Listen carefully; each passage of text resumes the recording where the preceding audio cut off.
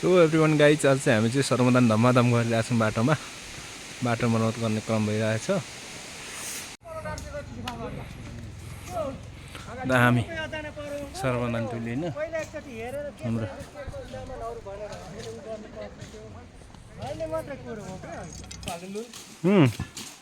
सब टोलीहरू होइन धमाधम काम भइरहेछ।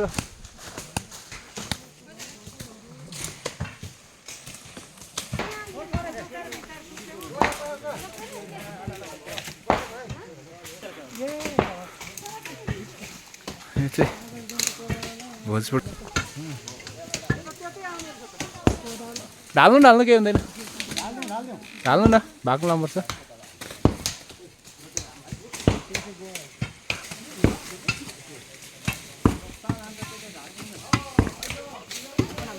सर्वमदान कार्यक्रम भइरहेको छ।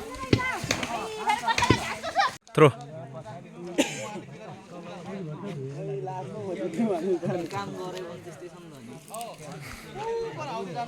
त।